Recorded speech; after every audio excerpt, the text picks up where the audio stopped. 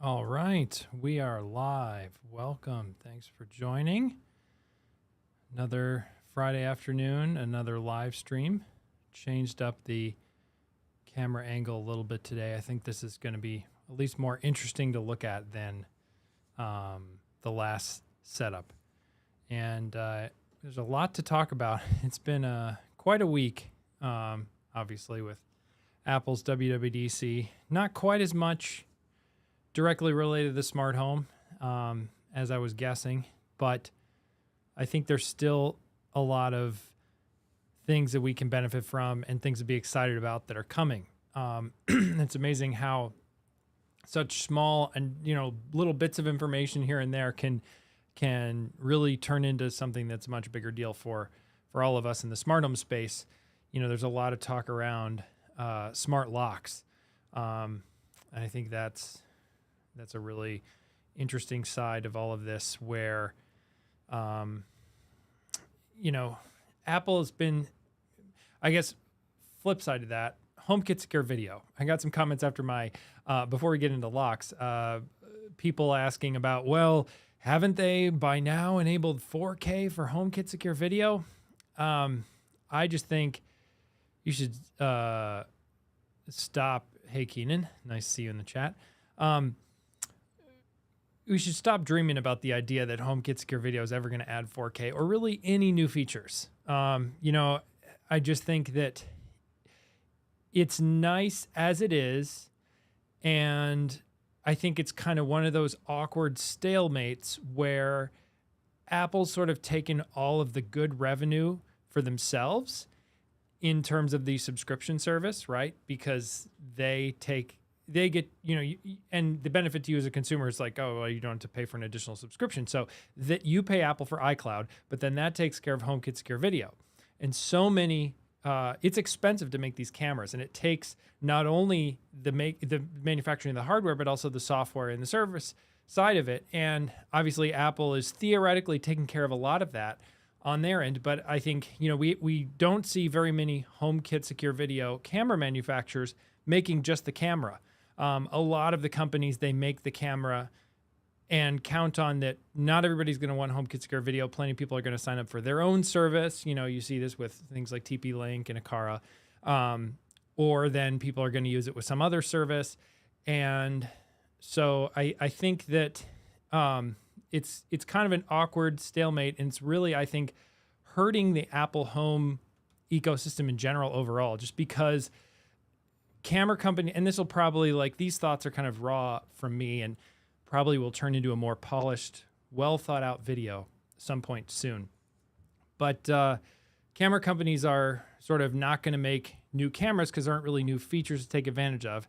And Apple probably isn't going to add too many more features, maybe some improved detection here and there for certain objects or things as, they get more machine learning advancements. But I just think that it's, we're basically just going to stick with what we have for HomeKit Secure Video, and it is what it is. And I don't expect it'll really change much. I think the only thing that will really change is maybe certain companies will start making more outdoor cameras that support HomeKit Secure Video, and that'd be nice. But don't count on new features from Apple. Don't count on new ways that it'll change for camera manufacturers. I mean, maybe I'd be happy to see it. I'm not saying I don't want to see it, because I think HomeKit Secure Video in certain ways is a great idea. But I just think, well, it was a cool idea at the time. I think it's proven out to not really have great economics for the industry, because everybody needs to sort of make money in the scenario, or be happy with the value situation. And I think a lot of companies, they'll spend all this money in the hardware and then supporting the hardware and adding firmware updates to the hardware over time, but then they're not making any kind of recurring revenue from the user. And I think I get the impression that it's a lot more difficult or expensive of a product to make than, let's say, a light switch or a sensor or a button. And so I just think that Apple would be better served. I think Apple Home might be better served. There could be an alternate reality where HomeKit Secure Video never happens or it goes away, and we have a lot more video solutions that then tie with direct live video feeds into Apple Home.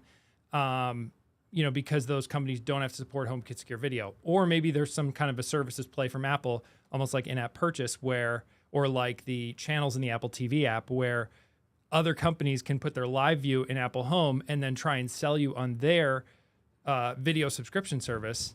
And then Apple takes, a percentage off of that for sort of connecting that transaction. You still pay it through in-app purchase. You still pay it regularly. But I think the other thing too is like when Apple came out with HomeKit Secure Video in 2019, it was a thing where,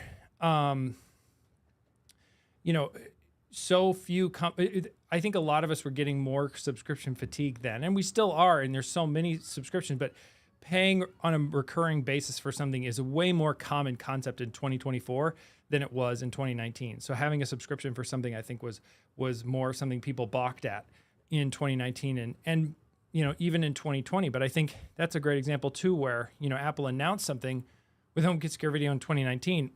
The world changed a lot. Between June of 2019 and even February of 2020, after CES, as some of these cameras started to be announced and come out. And I think, we might see similar things where Apple announces some of these lock standards, and, there's a lot of new developments coming that maybe things of what we expect from a smart lock will change a lot in another 9-12 months. So it's an interesting dynamic. I love that Apple does this at WWDC. I think it's great. I think it's important for the industry. I think it's great for people to know where Apple's headed and what they're trying to integrate well with. And I think it's a great thing to see Apple, to bring people up to speed if you're not familiar with. I mentioned it in my video earlier this week, but at WWDC, Apple announced some new smart lock improvements where they will do this new express mode, kind of like some cars do, where if you walk near the car, then it will unlock. If you walk up to your front house door and you have your phone in your pocket and your watch on your wrist and they're unlocked, or not the phone, but if those devices get close to the door, it'll just unlock for you.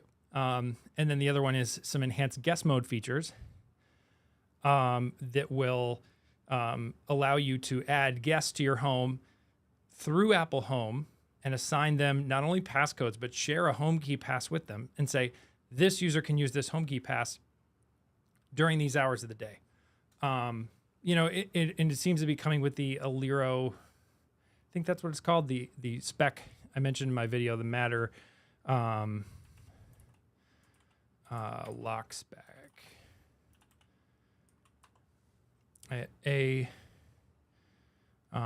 Anyways, I'm blanking on the name of it. Probably someone will. Anyways, but it was kind of strange. I didn't see any developer sessions on this. Yeah, Aliro.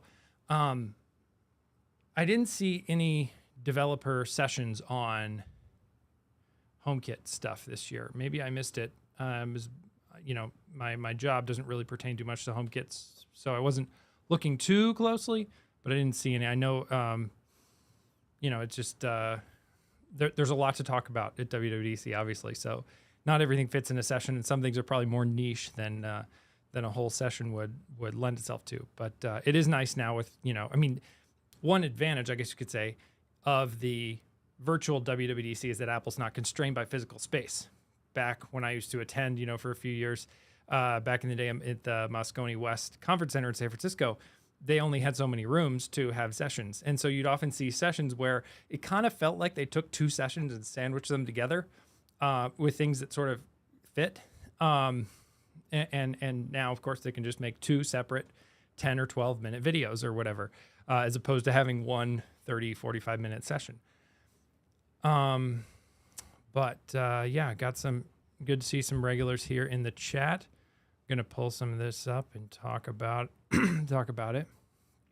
Yes, I'd love 24/7 vlog recording too, but I don't know. I don't know if that's ever going to happen. One of the challenges there too, kind of spoil something coming for a future video of mine.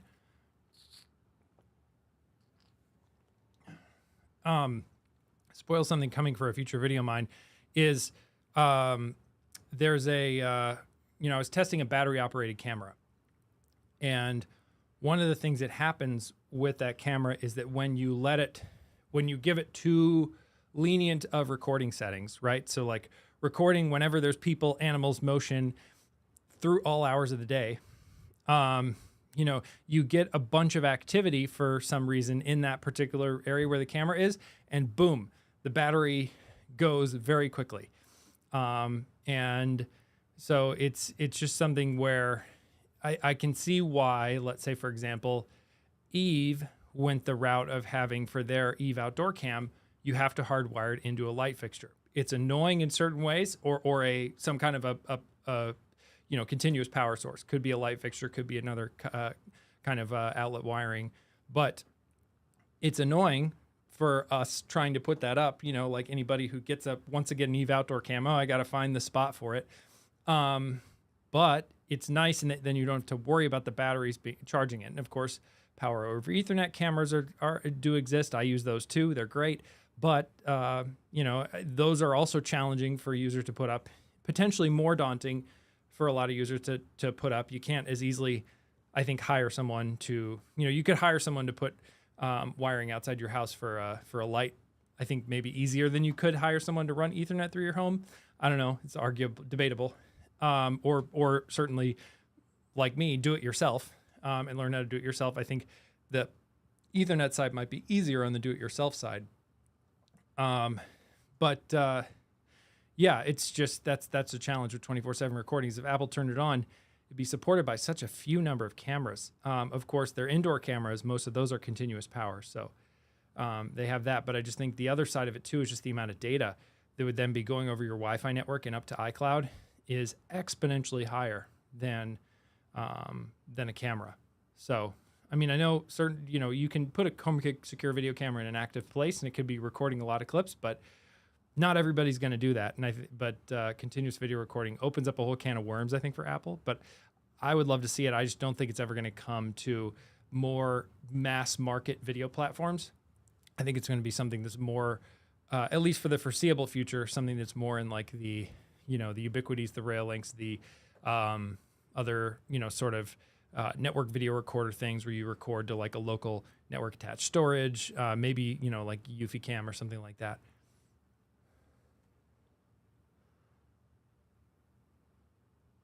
Yeah, it is sufficient, so it will not get updates. I agree, Frederick. You can still get a decent set of cameras with HomeKit Secure Video, and I'm sure some of those will change over time, and new ones will come out. So I think it's still something that you can make good use of with what's out there today. Oh, cool. I have not seen this. Must have missed. That is really exciting. There's some of the stuff that's harder to see. I've had some of the betas on, but some of the things you don't really see until you update a lot of your home hubs. So I didn't look in all the details of the settings there, so maybe it's already there in the betas. I would not recommend, if you don't, as I mentioned in my video, don't put the betas on this year for your Apple Home devices. I think the betas seem pretty stable for like just an iOS device. If you have one that you don't rely on every day for your job or something, put it on like an iPhone or an iPad or something to play around with. Or a Vision Pro if you have that. But the Apple TV beta or HomePod beta, don't install that. I actually didn't even check if there's a HomePod beta, but I put the Apple TV one on my Apple TV, and as I mentioned in my video, it destroyed my Apple Home. And basically what happened is then every single Wi-Fi device on my network and every single Thread device on my network then could no longer connect to Apple Home until that connection was sort of reset, meaning not, re-adding the device, but just the device powered off and then powered back on. And then that enabled the device to reconnect. So, it's pretty tricky, but ended up not being the end of the world. It was just kind of annoying that like the night I was trying to check out all these betas and then film this video, it's like my smart home blows up. And then we try and put the children to bed, and it's like a disaster. So, but we got through it. Let's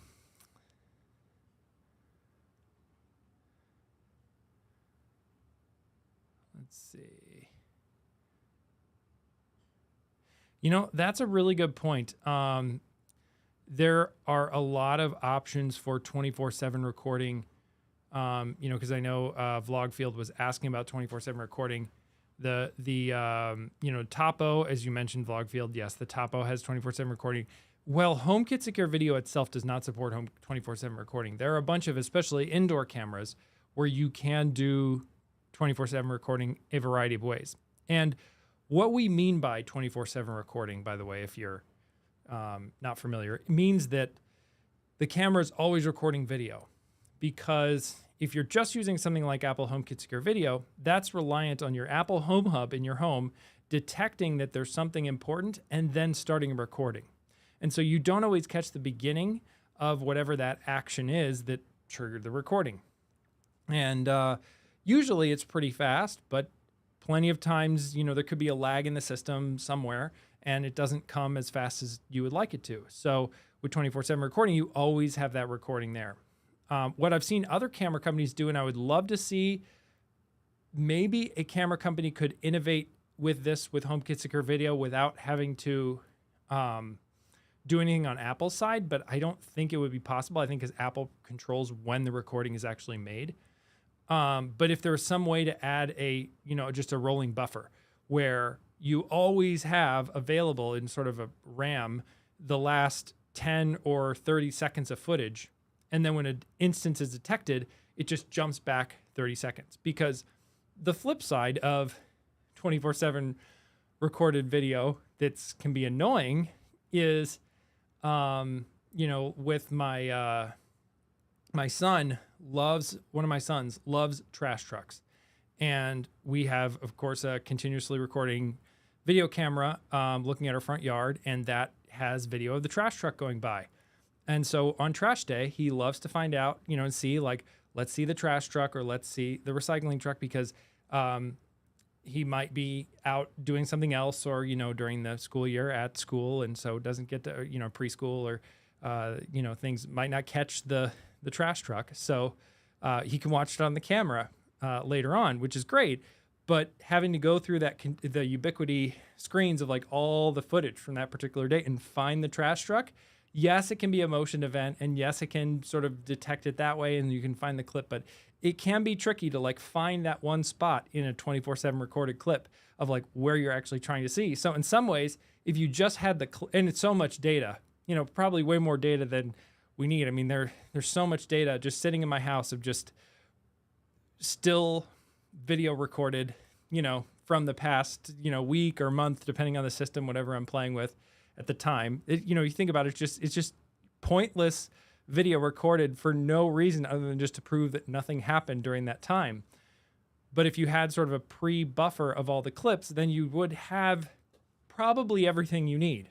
If it was like, hey, I detected something, and here's the 30 seconds before that going all the way through 30 seconds after, I think you'd really solve a lot of the reasons why people want 24/7 recording in the first place. But I don't know. I kind of continue to blab on here. So, let's see some good comments in the chat, some good questions. Jay Wonder, did you hear anything at WWDC that would cause you to think differently about any smart home purchases in the next 6 months? I'm moving to a new house in the fall and want to future-proof. So, you know, it's tough to say on the whole lock situation, because there are a lot of good locks coming out. I think smart locks are the biggest thing because of what I mentioned earlier about express mode and guest mode. Those things really don't seem to be things that locks can support until we have locks that support the Matter Aliro standard coming in 2025, presumably. So you might wait on a smart lock for the time being. That said, there are a lot of great smart locks out there today. So if you're buying a house in the fall and you need a lock, I mean, obviously the house probably comes with non-smart locks, or those are not as expensive. So yes, you can get a non-smart lock, but then you're living, all that time without a smart lock, and the smart locks today are great. So it's like with any technology, when's the good time, when's the bad time to buy? It's tricky to say. But I think that's the biggest thing that I would be like, I don't know if I'd be as interested in a smart lock after everything Apple said. If you want to go, all in on Apple Home and have everything Apple Home to the max, sort of like the Max Ultra Apple Home, Max Pro Ultra Apple Home, you probably want to have, make sure you get your weight on the locks, just would be my one suggestion. Otherwise, I don't really think there's too much there that led me to think otherwise. I think it's the other thing I'd be like kind of hesitant to buy at this point would be an Apple TV. But the current Apple TVs are really good, and I don't see why they won't continue to be supported on in the future. But it just seems like maybe they're going to update the Apple TV or the HomePod Mini sometime soon. I think that's the tricky part with Apple Intelligence that we don't really know about yet, is what kind of Apple Intelligence support are we going to get on devices in the home? Of course, right now, if you ask your HomePod personal requests where it detects your voice, it seems like, I don't fully know all the architectural details behind the scenes. I don't think Apple shared this, but it seems like it goes from your HomePod to talk to your phone or your iPad or Mac, some other personal device. And that does the work of like adding the whatever to your reminders, or, checking on your calendar, or, something like that, responding to a message. So personal requests, because I've used that for reminders in the past, but I find that very unreliable. So I almost just never really use that. But, my guess is that will be sort of the way Apple solves Apple Intelligence for smart home devices, where it's like you talk to your HomePod Mini, and if it's an Apple Intelligence request, it'll go off and talk to your iPhone or iPad or whatever device you have that supports that. But it does beg the question of, when are we going to get Apple devices in the smart home that are smart enough to, process those kind of requests on the device and then talk directly to Apple's private cloud compute that they talked all about this week, or something like that to get you helpful information. Because I think that's the time, personally for me, where I feel like I could use this the best, or use this the most. Let's say, you're in the kitchen, you're doing something where it's like your hands are clean and you're working with food or unloading the dishwasher, whatever, and something comes up where you need to check on something, or you want to like tell someone, you have some task you feel like you should do over on one of your Apple devices. And that's a great time to be able to shout to the air and have this like, Apple Intelligence go ahead and take care of it for you. But I haven't heard any clear answers of like, if that will work and how that will work and when that will work. Maybe there's something I missed this week, and I'll add it to another video or live stream, follow up, whatever. So stay tuned on the channel as we kind of explore that over the summer. But that would be my other concern. It's just like, I don't think the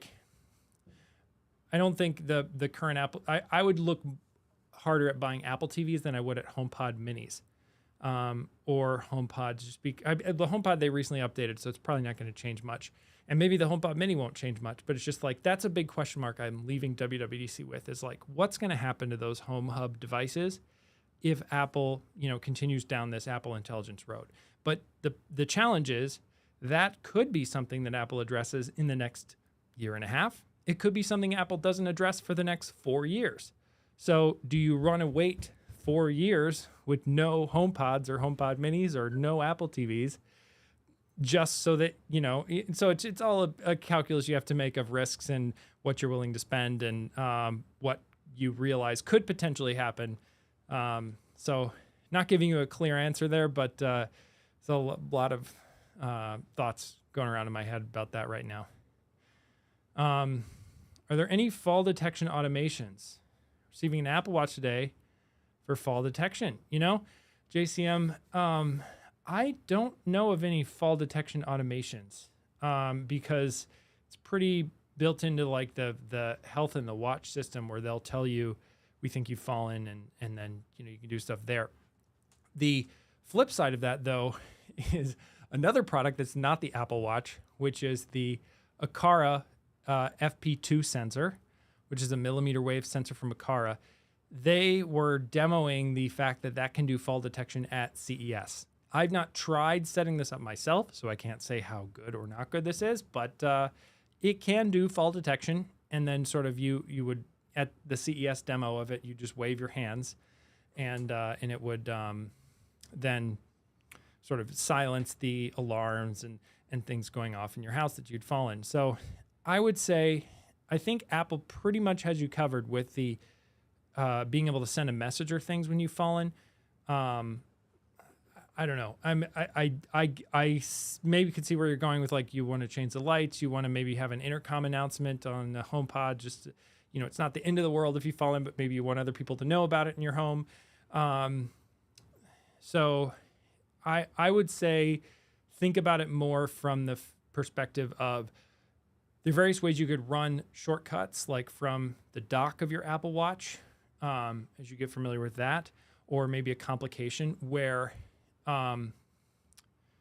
you could potentially have a shortcut that you're able to get to from your watch and run, but and then could do some automations after you've fallen, provided you're okay to be able to do that.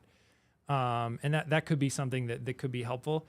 The tricky part of that, though, is that you want to make sure it's like buried enough in like a shortcut where you have to confirm it or whatever that you wouldn't necessarily trigger that inadvertently, because I love my Apple Watch Ultra, but the complications on the corners of the Apple Watch, they get hit all the time by random, like kids or just life in general, even with not around my kids. And I think Apple does a pretty good job of detecting, erroneous touches of the wrist that shouldn't trigger that. But you wouldn't want to also like send messages to people in your family or something, or lock all your doors and change your lights and stuff if you hadn't actually fallen. So it's a tricky balance there. But it's a good question. I don't, maybe there's someone else who's done automations like that who can chime in the chat, because I'm not familiar with all the details of like that side of shortcuts, but I don't think there's a personal automation hook for that I've ever seen. So I don't think I'm missing something, but if I am, that's why there's lots of people in the chat who know way more about some stuff than I do.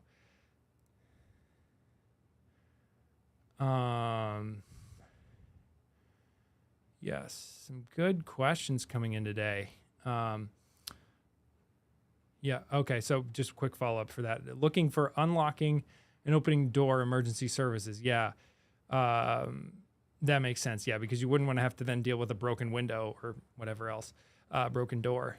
I would say one thing to keep in mind there, if you can, and this is just good advice for anybody looking to manage an Apple smart home and who might not be familiar with secure requests. So there are certain requests that your HomePods will not process, where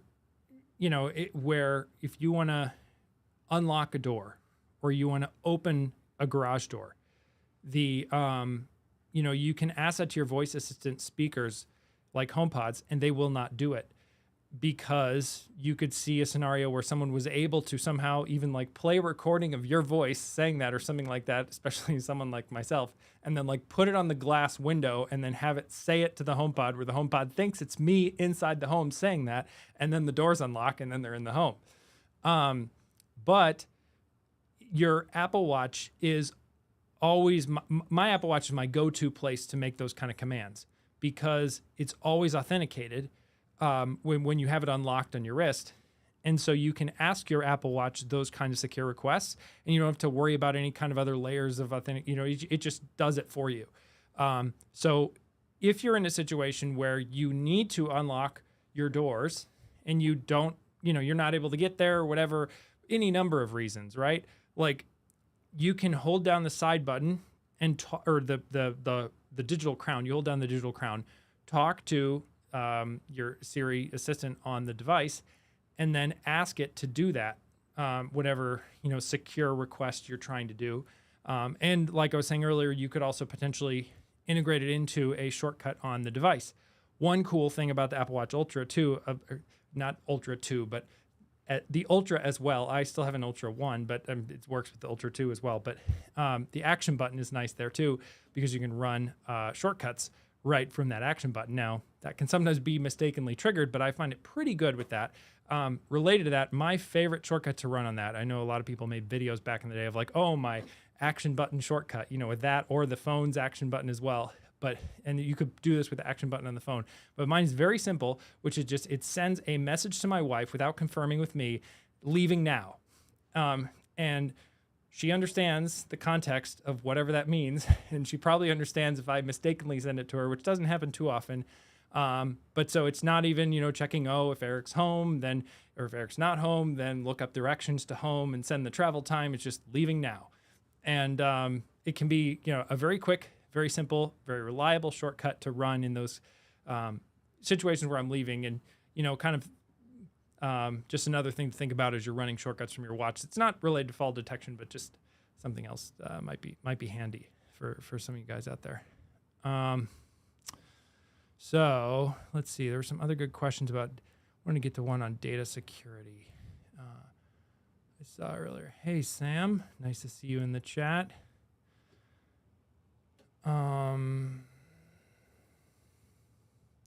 Yes.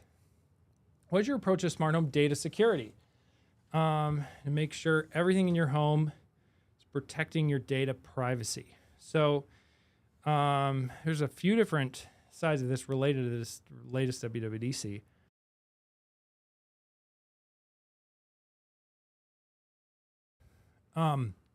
The first is that new accessory setup framework, which I am skeptical of how many device manufacturers will actually use this, but I think it's really cool, and I hope people do.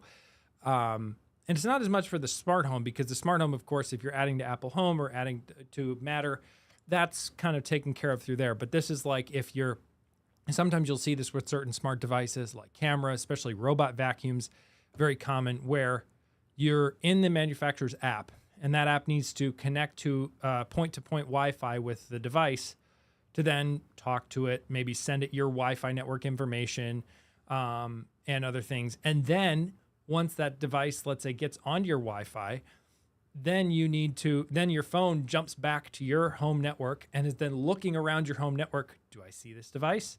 Do I see this device? Oh, there it is. Great. Your device is online. And that whole process, Apple has made like a new framework for adding those accessories that does that in a more private way. Because a accessory manufacturer could use that opportunity to just say, all right, I'm just going to grab a list of every single device type that I see on this network and send it off to my company's cloud, and then of course they can analyze and, consumers with these devices tend to do X, Y, or Z, and like all kinds of, creepy data analytics there. And I think Apple's trying to prevent that. So we'll see how many manufacturers actually support this. I think it's a great idea. I love it. It makes it very clear to it. It kind of has that like, looks like the Beats or like AirPods setup. When you do AirPods or Beats headphones, you get this little card at the bottom of the device, or at the bottom of your phone, it shows the picture of the device on it. So it's a similar idea, and they were talking about this a little bit on another thing I wanted to mention here is the talk show with John Gruber. They had a live version of that earlier this week. I watched some of that in the spatial video, which was pretty cool to see, although it's really just spatial in Vision Pro equals 3D. So it was just basically 3D video, but it was a very cool thing to see. But we can maybe touch on that more later. But they were talking about this framework in that. Some of the executives were talking about that new framework in that interview, where John Gruber interviewed Craig Federighi, Greg Joswiak, and John Gianandrea, I think is how you say his name, the head of Siri at Apple, and I think artificial intelligence in general, or Apple Intelligence. So yeah, beyond that, that was like, I just used that question as a way to talk about the new framework. But data security and privacy, I mean, I think Safari generally tends to be a pretty good browser for handling a lot of those cases. And so I like to use Safari compared to Chrome if you can, and only use Chrome when I have to use Chrome. Like I upload my YouTube videos with Chrome because I feel like that's kind of the happy path that Google supports the most. But, you know, there's a lot of things I don't use Chrome for. So I think using Safari is pretty good. Using a VPN when I'm out of the home, but I don't use a whole home VPN or anything like that. I know some people do. I've heard of some people using Pi-hole as an open source project to sort of manage some of the network traffic on your own and get more dialed into that.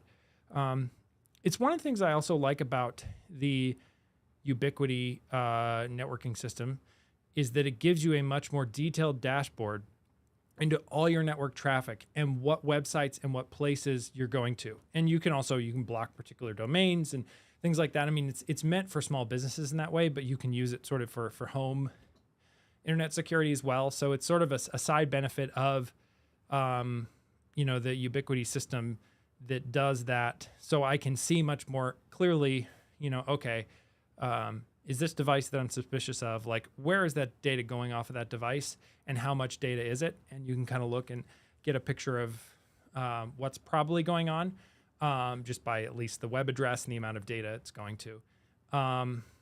The other thing with that too is a lot of network router manufacturers have added those kind of things. Eero has some pretty good stuff around that as well, where you can go in their app and see stuff. I think some of Eero's stuff now for that is gated behind Eero Secure. They're like sort of paid security and privacy solution. But, you know, I haven't personally been really too sold on, I know there's a lot of these, we will put a box on your network and it will keep your network safe kind of setups.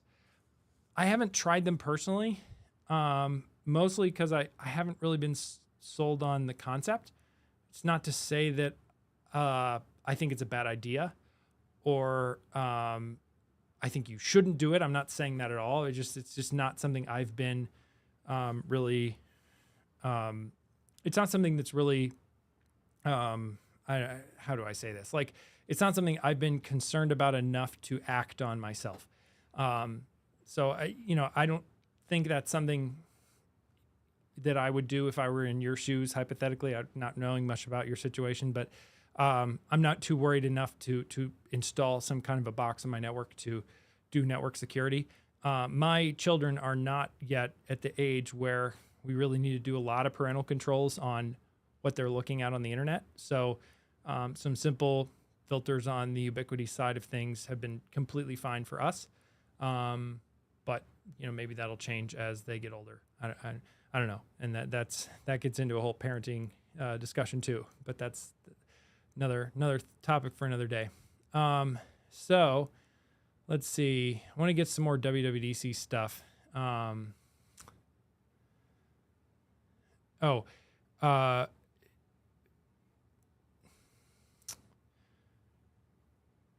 And some great conversation between some of you guys in the chat.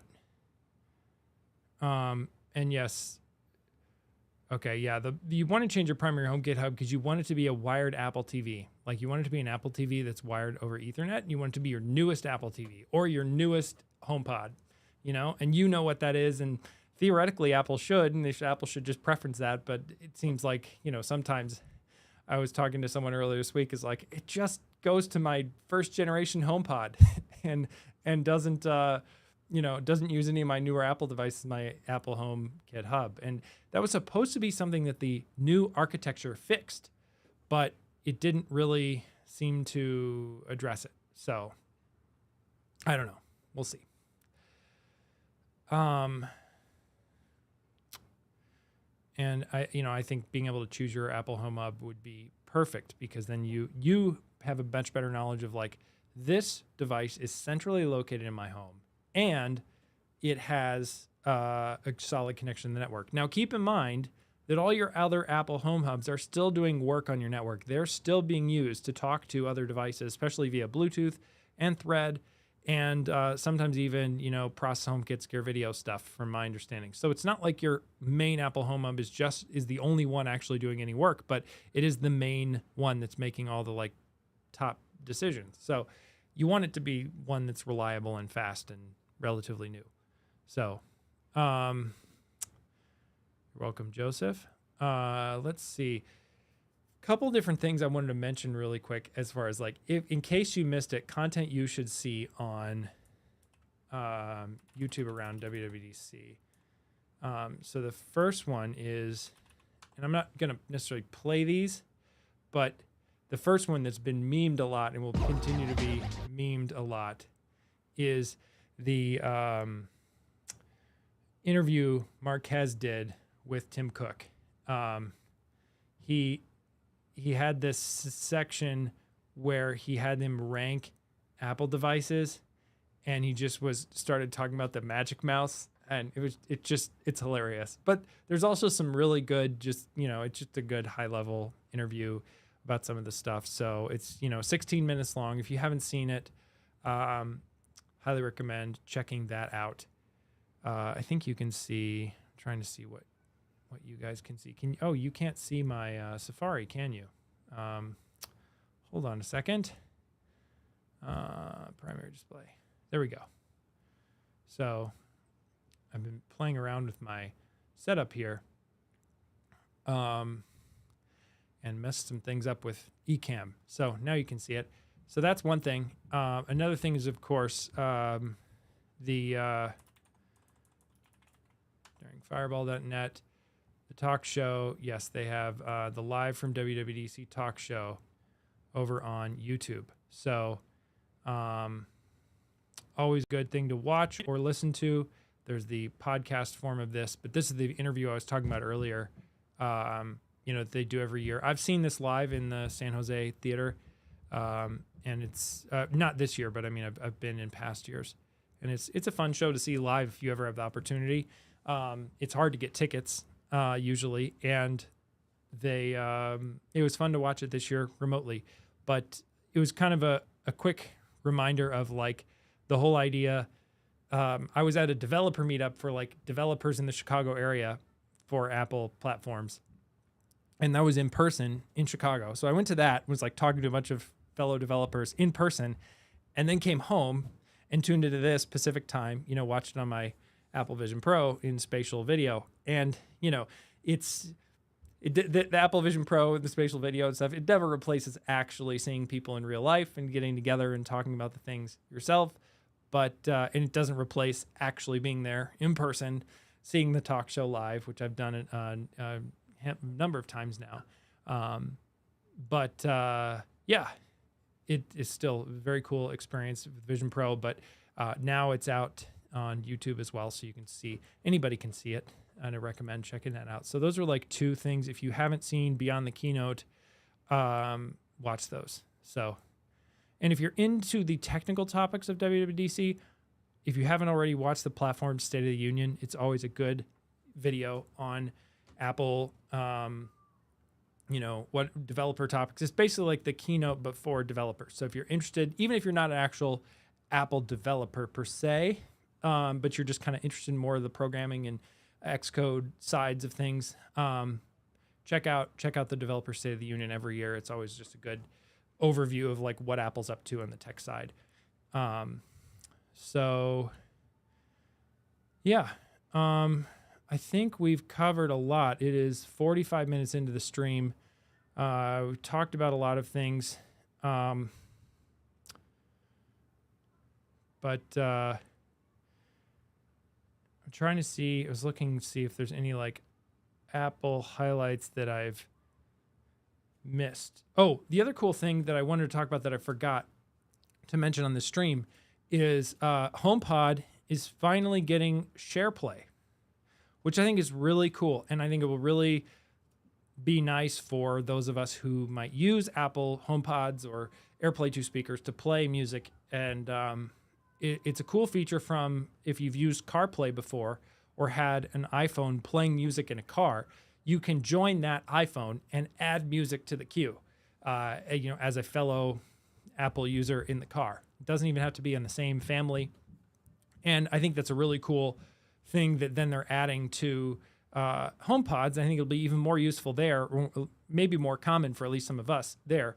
We're coming this fall, you'll be able to, if you're playing music on your HomePods, someone who's there at your home can join that stream and add their own music to it, which can be great. So that's a cool feature that's coming to HomePods. So stay tuned for that. And of course, as I mentioned in my video, we didn't really talk about it today, but Apple is adding support for robot vacuums. So we're getting what we wanted, what I wanted, which is like real robot vacuum support. Now this is with robot vacuums that support Matter. So potentially, I would imagine the Home Assistant integrations for a lot of other vacuums will be updated over time, and probably HomeBridge as well. So you'll be able to see other vacuums probably in the Home app, but certainly, the official Matter supported robot vacuums will be coming to Apple Home. Now, the big question that I didn't really see answered anywhere is like, is there a 3D map, or not 3D, but is there a map of your home coming into Apple Home? And it doesn't, it's unclear, but Apple did clearly say in their marketing documentation that you'll be able to ask your HomePods or, Siri in general to tell the robot to vacuum the living room or the dining room. So it knows something about the zones of your home, of course, that the robot already knows, but I don't know how much of that is actually going to be shared with Apple Home. But that's another exciting development. And, of course, my video earlier this week goes into all the more details on that and other stuff. But yeah, thanks so much for tuning in.